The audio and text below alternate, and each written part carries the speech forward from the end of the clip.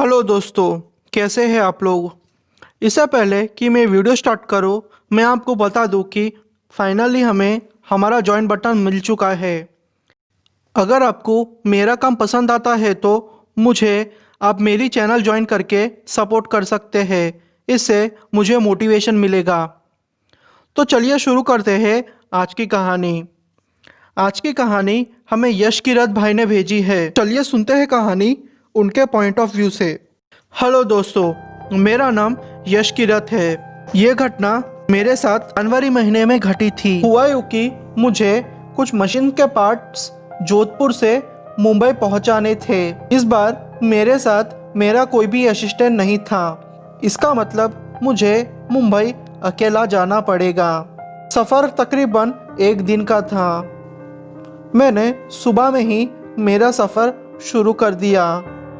12 घंटे लगातार ट्रक चलाने के बाद मुझे खाना खाने के लिए एक जगह पर रुकना पड़ा।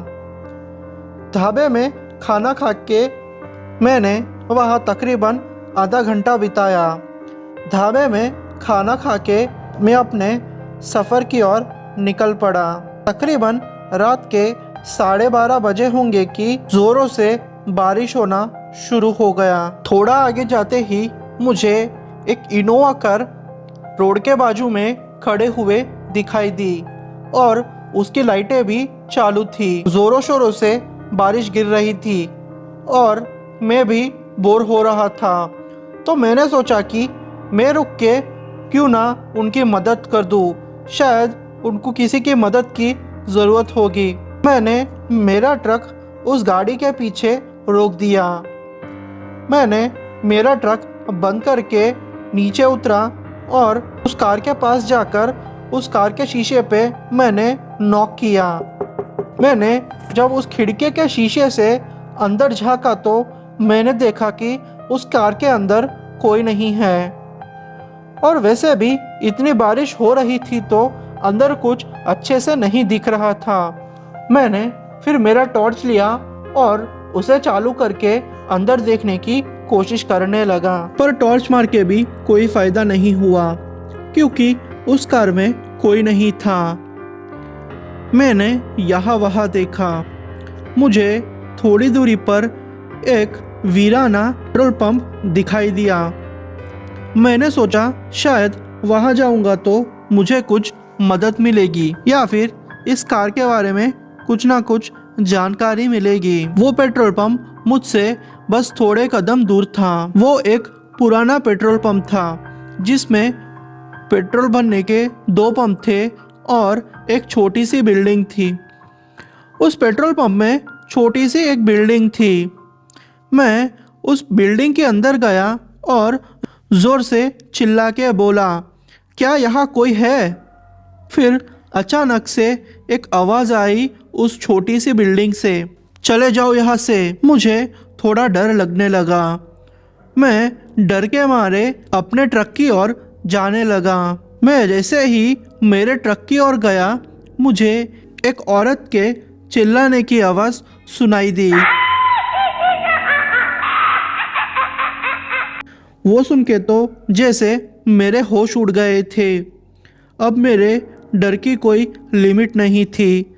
मैंने तुरंत ही पुलिस वालों को फ़ोन किया और पुलिस वालों ने मुझे मेरा लोकेशन पूछा, पर सिर्फ मैं उनको हाईवे का नाम बता पा रहा था और वो पेट्रोल पंप के बारे में बता पा रहा था क्योंकि मुझे उस हाईवे के सिवाय और कुछ मालूम नहीं था। पर जैसे ही मैं रोड की ओर जाने लगा, वो कार जो अब तक बंद पड़ी थी और उसमें कोई भी नहीं था, वो अचानक से हिलना शुरू हो गई।